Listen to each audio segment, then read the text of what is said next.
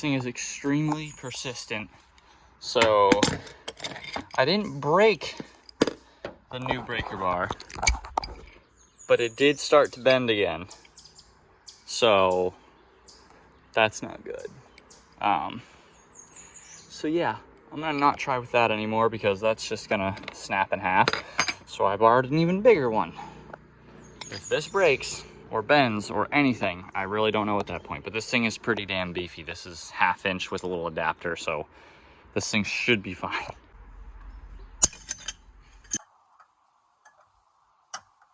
we go. There we go, son.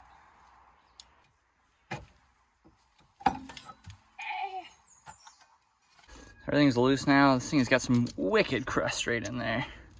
It's all right though. We don't care. Everything's loose though now. Obviously the brakes are off. Slower ball joint's loose. That tie rod's loose. Again, haven't touched anything up here, but I'm gonna pop off this bottom ball joint assembly, then take off the tie rod, put the new tie rod and assembly on, then throw a brake on this side. And then, like I said, I think that I'm gonna button this side up and call it that good for now. We can do these in a little bit, not just yet. I would like to get everything else done on both front sides first, before I jump to anything else. I figured I'd show you guys this real quick. So outer tie rod's on, lower ball joint assembly is on, back in place to the lower control arm. Everything is connected. The rotor's just sitting on there.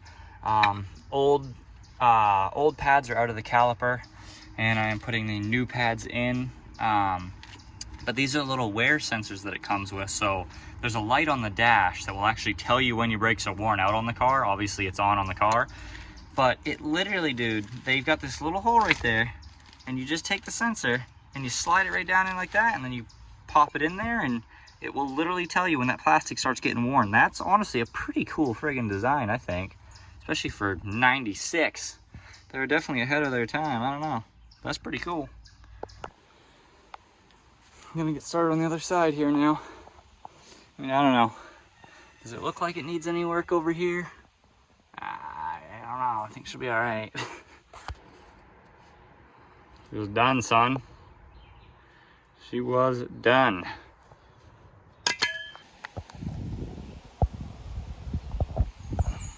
So driver's side is really fighting it. Lower ball joint is just not coming out. I've been heating it till it's on fire, and just sitting there until it was like red, hitting it with a pipe, spraying it with PB Blaster. I just hit it with PB Blaster again, so I think I'm just gonna let that sit now for like 10-15 minutes so the PB Blaster can actually soak into it a little bit more, and then give it a shot again. Everything else is loose though and ready to come off, so as soon as I get that out, we're putting the new stuff in.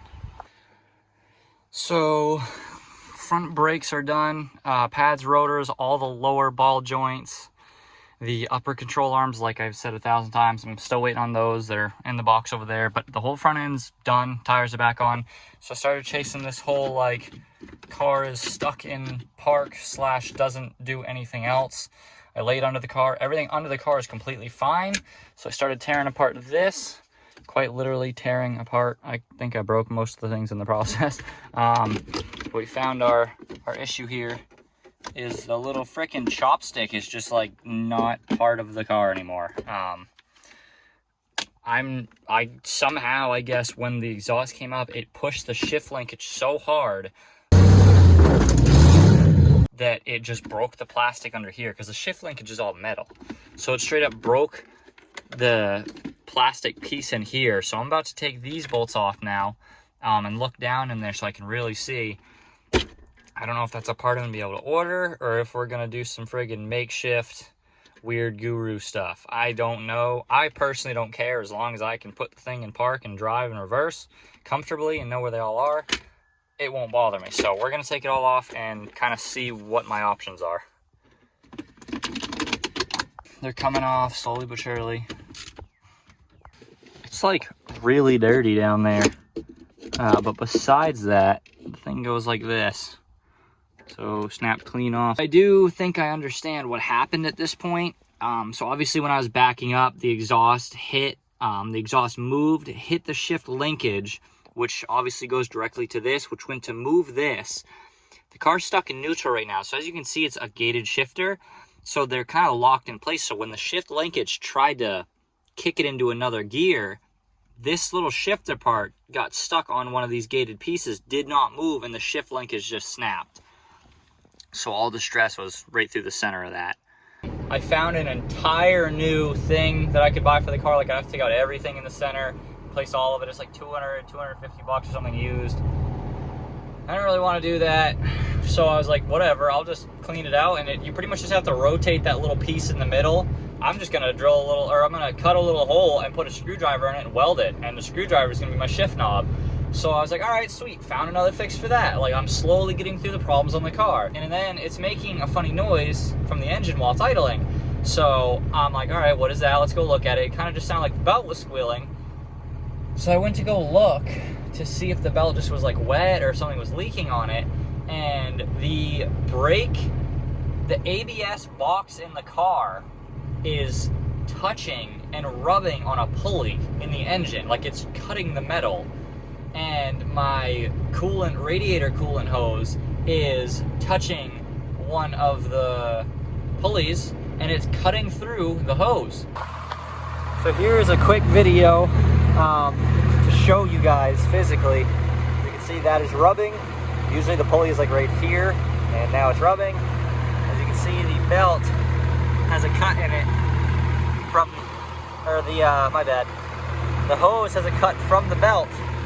So yeah, this moved forward like an inch, and honestly,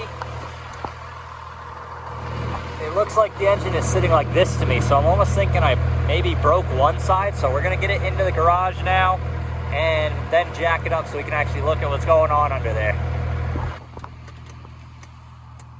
So I pretty much got this thing moving freely now.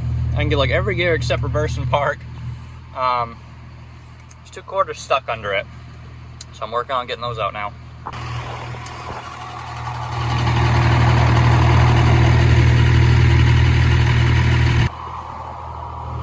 So finally got everything ready where I can fully shift the car into gear anyone I want, and now it won't start. I'm assuming it's because there's pretty much no fuel in the tank on the car, and it is nose down pretty hard right now. So I just don't think gasoline is getting to the engine. So I guess I'm gonna try to roll it forward so it's out on flat ground, then try to start it again, then back it into the garage.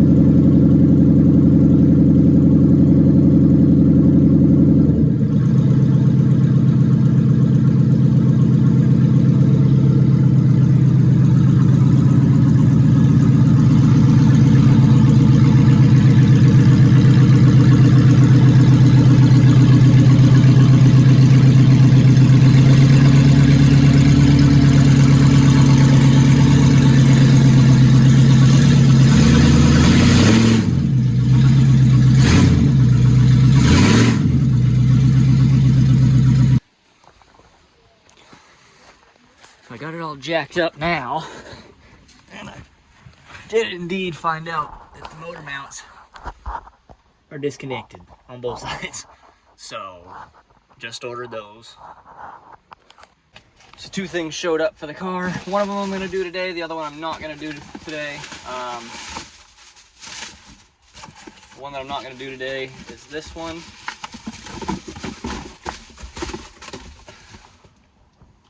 This is the lower radiator hose. I'm just not going to do it yet because I don't really want to leak coolant everywhere. I do have a jug of coolant sitting over there, so I can still top it off.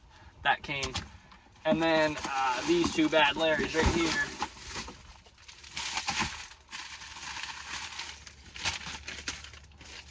Hood prop struts, so I don't have to keep holding the hood up with the stick. That's going to be so nice. So nice. So yet again, something very simple is becoming very difficult. This one is on. The problem though is that they gave me the little clip-on things Like basically I unscrewed them. So as you can see, these ones unscrewed, and then the new one's screwed in, and then the new thing just clips to those. They only gave me 2 new ones though, so I like have to reuse 2 of the old ones. The problem is that they like do not come out. Like this thing is pretty bent, and I already actually bent it back because I straight up was hitting it with a hammer when it was in the car trying to move it, and they will not move.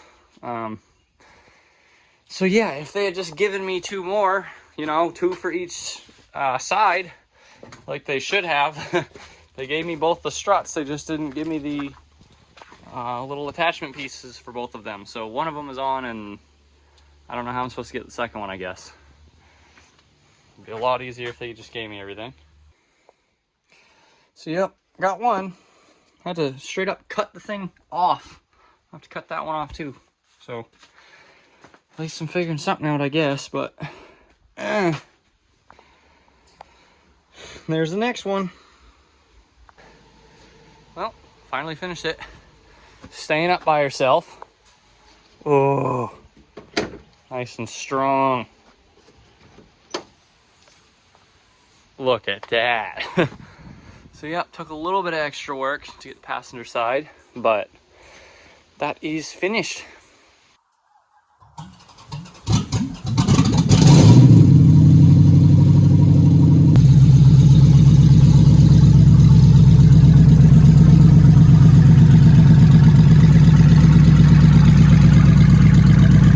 So I'm getting ready to try and make a shifter here. We were originally just gonna do this because this thing's pretty rugged and sturdy, but honestly, once I started thinking about it in reality, right now it's in park, and that pin faces just about straight up when the car is in first, so basically the opposite as far as you can go. So this, I was gonna try to drill a hole in the middle and put this in the middle and then weld around it because I wanted a little extra support. I didn't want to just weld it to the side because then you're just, I don't know, I just like the extra support there. But I was trying to figure out the best way to do it because like I can't fit it under there, so then I'd have to do it over here like this, and then it might get stuck under it. So I don't know, I was thinking of ways to do it, kind of got over that pretty quick. Then I was like, well, maybe I could just drill a hole and do this one. And I was like, well, if I'm just gonna drill a hole, then I can just take the old shifter piece. I cut off the bottom where the plastic was. I can just drill a hole and then put that in there and then weld that, and it's literally gonna be like the exact same thing. So probably just gonna do that, I think. Yeah, I think I'm just gonna drill a hole right now and put that in there and weld around it and then call that good. So there we go. It's a nice little hole there. So I'm just gonna clean up around it and get the welder out, push it in. It's about halfway. I'm just gonna weld all the way around it, and then we'll have our freaking shifty boy again. All right, first test run.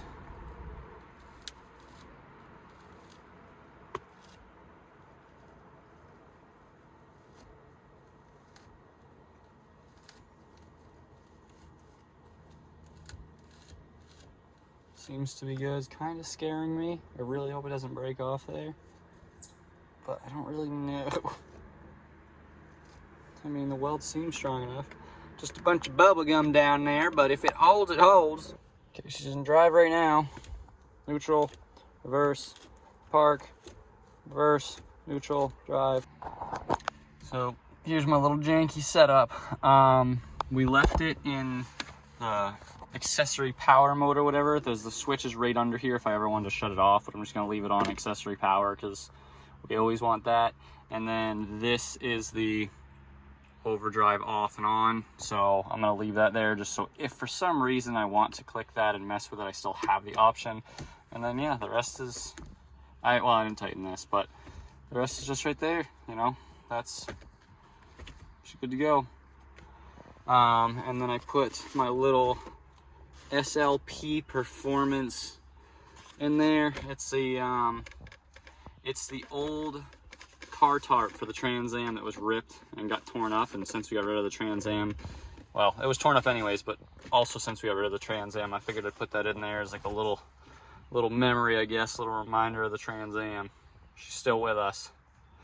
But yeah, that's officially fixed. So now the car is shiftable and that is out of the way. Now we're just waiting on the motor mounts and the serpentine belt to show up next week, and then I'll throw that in probably about the same time as well. And then this thing's pretty much ready to go. Dude,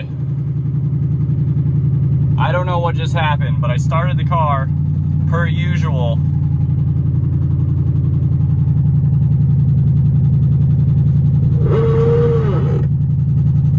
What the frig?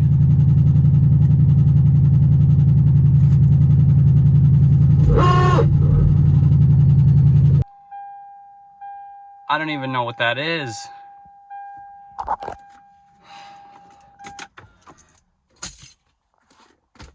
Dude, what? I'm gonna have to lay under this friggin' thing again real quick to see what now. So I went to lay under here to try and find that problem.